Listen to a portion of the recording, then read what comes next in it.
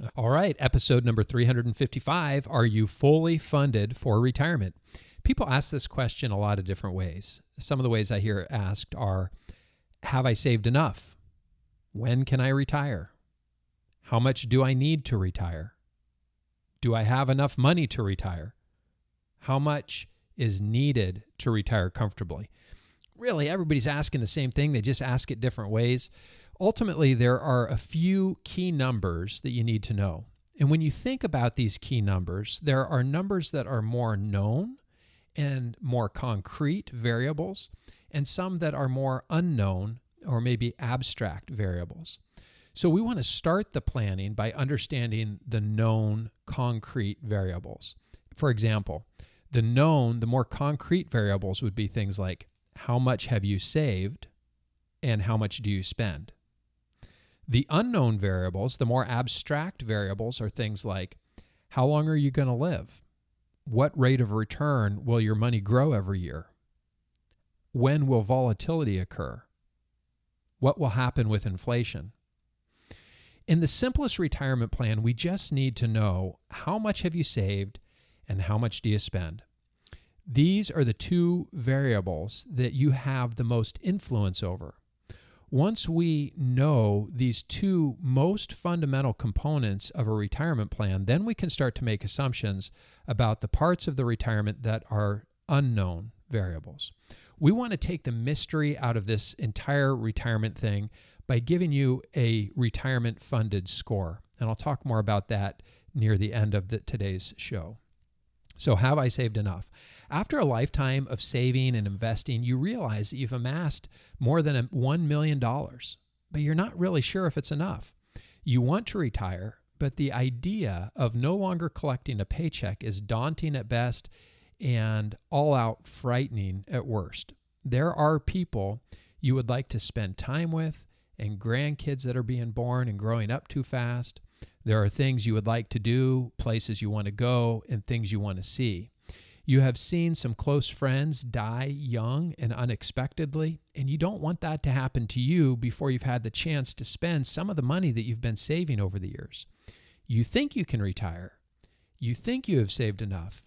But what if you're wrong? What if you run out of money in your 80s? What would your wife say? Would you have to move in with the kids? So you say to yourself, maybe I'll work just one more year. The reason you deferred income and invested in your 401k and your IRA is so that one day you will have saved enough to be able to retire. But what is enough? How much do you really need to retire? In order to have confidence that you have saved enough, you need to know that your retirement investments can support a lifetime of retirement spending. There are plenty of rules of thumb about how much you can withdraw from your investments. One of the most popular, of course, is the 4% withdrawal rule. But if you don't know how much you spend, then these withdrawal strategies are meaningless. If you're trying to understand if you have saved enough to retire and you want greater confidence, then you're going to want to start with a good spending plan and then determine if your investments will support your spending. We developed the Retirement Budget Calculator to start the retirement exercise by developing a spending plan and using the spending number to help identify if you have saved enough to support your spending.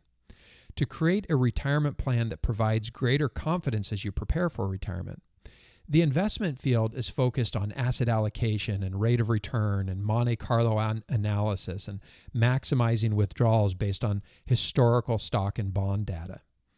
Creating a spending-first retirement plan is upside down from the way many investment advisors think about retirement because it takes the focus off of the investments and puts the focus on your spending. Many times, people have a negative association with the word budget.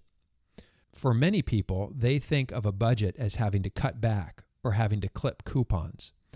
And for retirees these days, many of whom have saved hundreds of thousands, even millions of dollars, this idea of budgeting or pinching pennies heading into retirement does not match up with the vision that they have.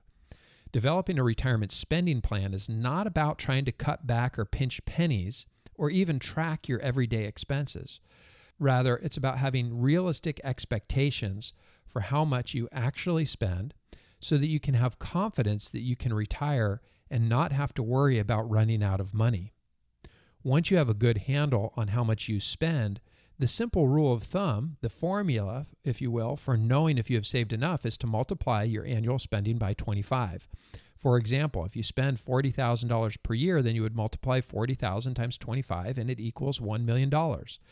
This rule of thumb tells us that if you have $1 million and you need portfolio withdrawals of $40,000 per year, then you should have enough to feel confident to retire. Of course, this is only looking at the withdrawals from your investments. Most people will also have Social Security. Many people also have pensions that need to be taken into consideration. Not all expenses are essential. For example, as you begin to try to estimate your retirement spending, you will likely want to spend more in the early years and plan to spend less in the later years. Retirement is often thought of as the go-go years, the slow-go years, and the no-go years. During the go-go years, you'll be traveling the world, taking cruises, walking in the sands of exotic beaches, or so we hope. In the slow-go years, you'll be spending more time with domestic travel and visiting with your grandkids. And in the no-go years, you might find that most of your travel is to the doctor's office and the post office and playing cribbage and cards with the neighbors. As you craft a retirement spending strategy, it's important to think of your spending as essential versus discretionary, and also how that spending will match up with the different phases of retirement. The essential expenses are things like your electric bill, groceries, garbage, water, sewer. Some people might consider the cell phone essential, while others would call it discretionary. Think of essential expenses as the things that are non-negotiable, the things you cannot do without.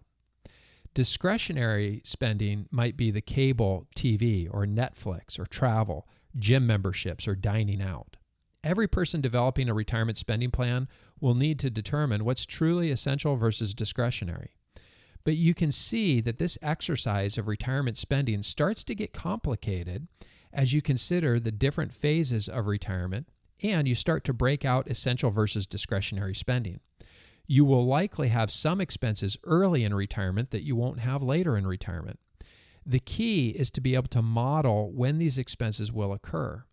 You can use that simple rule of thumb like 25 times your annual spending, but it really starts to get messy when you think about the actual ebb and flow of spending in retirement. But don't worry, in the retirement budget calculator, you can take all of these nuances into consideration and make a realistic spending plan.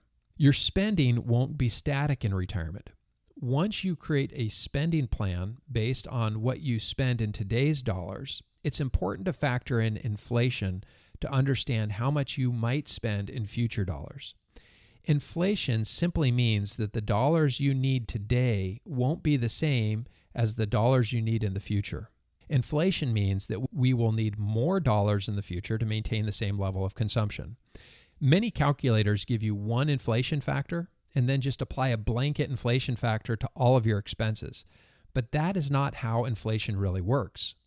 If you have a car payment or a mortgage heading into retirement, that payment is fixed. It does not go up with inflation, and it will eventually go away. It would be a mistake to assume that a mortgage is increasing with inflation because the principal and interest payment is fixed. But you will likely want to assume that property taxes and insurance will increase with inflation. Inflation has impacted different segments of spending in different ways. For example, you might want to assume that health insurance expenses will increase at 5 to 7% over time. Food, grocery, and other spending increasing at 2 to 3%. The key is to understand that not all expenses increase at the same rate, and some expenses don't inflate at all.